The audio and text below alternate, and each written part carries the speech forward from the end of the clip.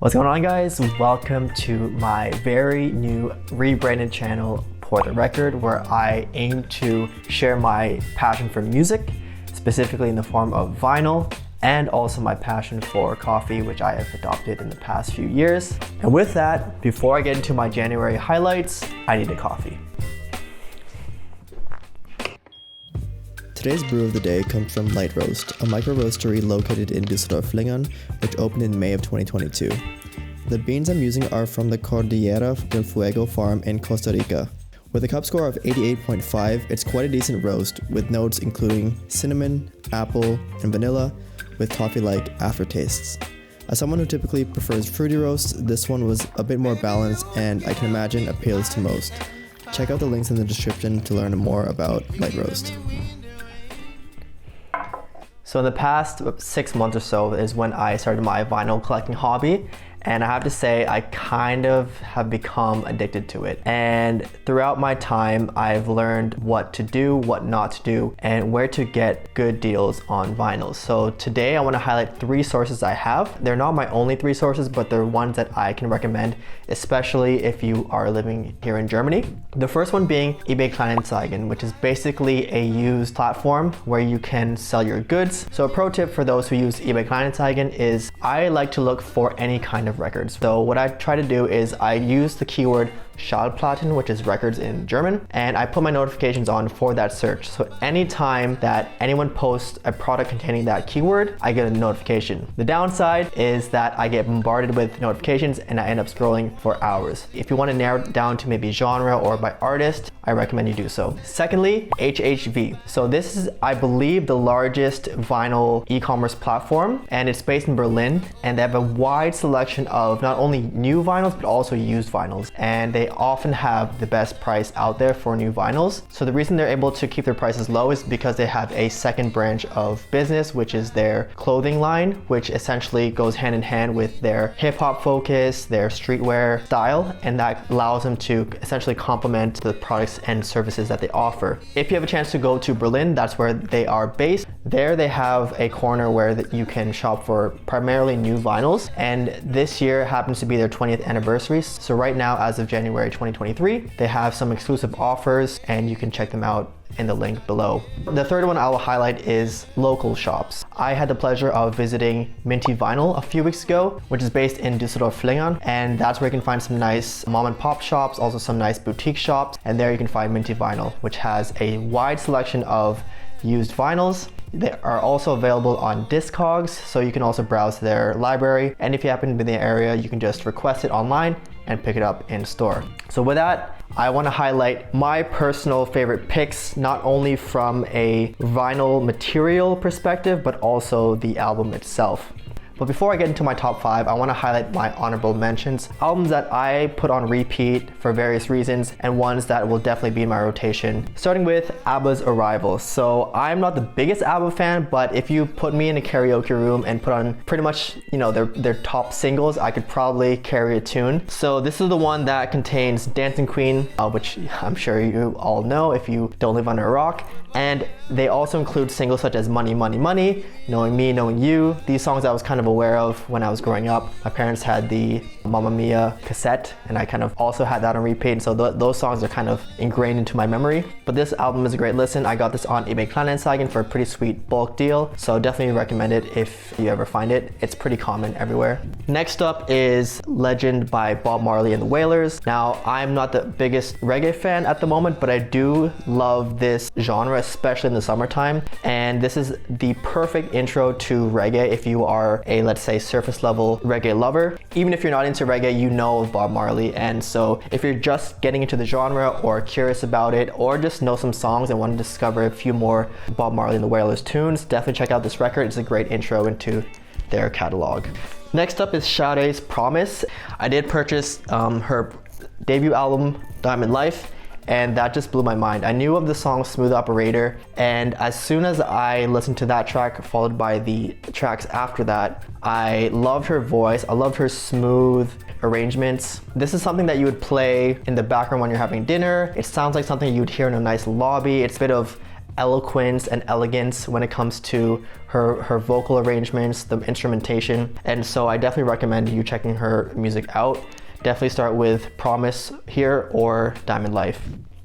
Next up is Brittany Howard's Jamie or Jaime, I'm not sure how that's pronounced. I was introduced to Brittany Howard when I first heard some Alabama Shake songs, whose lead singer is Brittany Howard. And I also heard Childish Gambino's rendition of her song Stay High. So that's how I learned about that one song. And so I actually dove into her catalog a little bit. This is her debut album as a solo artist, I believe. And I'm just blown away by her voice. She carries a nice soulful tune. There's just so much passion to every syllable she sings. And she just knows how to carry a groove. So if you like a bit of modern soul, neo soul, I definitely recommend you check her out. Finally, in my honorable mentions, I have Prince and the Revolution, Purple Rain. So I'm just getting into Prince and I know of the song Purple Rain. It's probably one of my top 10 songs of all time, and that comes at the end. So that forced me to listen to the album from start to finish. And I have to say that I'm really digging his musical talent in general. Michael Jackson is definitely iconic when it comes to his singing and his dancing, but Prince, I believe, is a more complete artist. He has the high vocal range. He also has some musical knowledge when it comes to playing guitar and everything. I also have come to learn that this is actually a soundtrack and not just a random album. And so I've never seen the movie, but I can imagine that if these songs are playing in the background, that it could be something that I can get into. I definitely recommend this one as a new fan of Prince.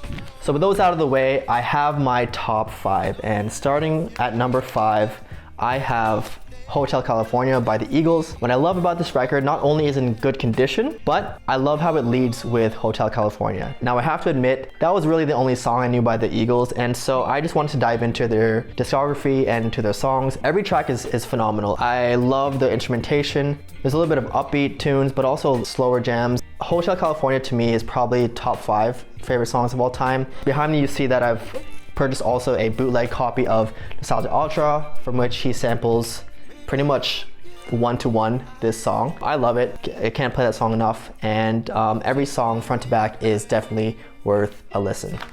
Now this one was a surprise. I stumbled upon this artist on eBay Kleinanzeigen when I bought Santana's Greatest Hits. But Santana is an American artist with some Latin descent. I can't remember where exactly, but I stumbled upon this in the €5 bin. This was definitely the steal of the month in my opinion.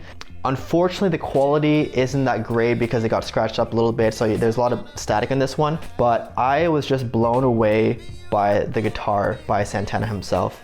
The one song, Europa something, just blew my mind. It was one of those songs where I had this record playing in the background and I heard Europa start and I just had to pause what I was doing and just marvel at the excellent guitar work. And so if you're into rock with a little bit of Latin fusion into it, a little bit of, jazzy vibes, I would say, this is definitely worth a listen to. I definitely want to dig into his discography a bit more.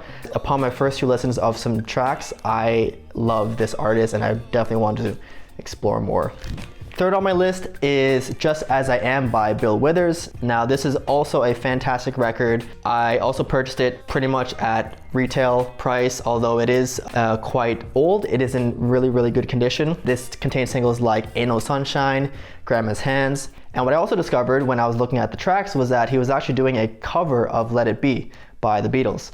Although the original is still better, I can appreciate Bill Withers' version. He has one of those iconic voices where you just have to sit back, sip a coffee, just relax, wind down, and listen to some Bill Withers, no matter what song. Just As I Am is a great play front to back. And if you're into any soul music at all, this is definitely a must listen and a must have in your vinyl collection. So definitely check him out if you haven't already. If you know the singles that I mentioned, definitely explore his catalog a bit deeper as well, which is what I am to do. And number 2 is a bit of a controversial one, and the reason why I say that is because this record in its original version is super hard to find. So this, I discovered, is a bootleg, but I saw this on HHV. I added it to my wish list and I got a notification that it was back in stock, so I immediately ordered it. And as you can see, it is a deluxe version, but not only that, it is also a fluorescent yellow version, which I thought was quite kind of cool. Yeah, I'm a pretty big Frank Ocean fan, but if you are a Frank Ocean fan at all, you might be in the camp that is a bit frustrated that he hasn't come out with any new albums recently. I know he's headlining Coachella, so that will be interesting. Maybe he'll come out with an album this year. But for now, I will settle with bootlegs and Spotify. If you haven't listened to Frank Ocean at all, definitely start with this one. This is critically acclaimed as his best album. Great tracks front to back. I feel like he matured a little bit after Channel Orange in this album. And this version also includes tracks like Chanel and Biking, which were released as singles later on. They didn't belong to any other album. But I have to say, my only criticism of this one is that some of the versions, like Chanel, I believe, was performed live and it didn't really sound great. There are a few scratches also on the vinyl despite it being new. If I'm not mistaken, this was produced in Italy. It's an unofficial release, so it's not really easy to find, but I snagged it once it was online. And even though it's a bootleg, I appreciate it, I still play it, and I'm not ashamed. I'd rather do that than spend a few $100 on the original, because incremental difference is not that much and I can't really justify that price. And finally, my number one was an album that I discovered a few years ago. You know, after I listened to Awaken My Love by Childish Gambino, I was curious to find out where his inspirations come from. And I was reading some articles online and I found out that there's a lot of inspiration from Funkadelic's Maggot Brain. If you ever get a chance to listen to this record or cop it for yourself, as soon as you play the first song, Maggot Brain, you just need to drop whatever you're doing, put on your best headphones, and just marvel at the eargasm that it produces. So far, as a novice funk fan, I have to say that this has got to be my favorite funk record so far. If you have any other recommendations, please let me know down in the comments. This one definitely stands out. Front to back, it is an absolute masterpiece in my opinion. The guitar arrangements, the funky voices, I just can't get enough of it. I definitely want to continue to dig into their discography a bit more, find my collection of funk, and just get a better picture of what funk has to offer. Because right now, it's got to be one of my favorite genres that I'm listening to, and Funkadelic is up there in the top tier funk groups. So definitely check this out. Definitely sounds better on vinyl than on digital. Whether it's a reissue or the original, you're bound to get an awesome experience from Funkadelic. I would appreciate any comments down below. And if you did like this video, please let me know by liking it, commenting, subscribe. I plan to do more videos like this, improve on them, and learn from the vinyl community, the coffee community, and you down there in the comments. So appreciate the support so far, and I will see you in the next one. Peace.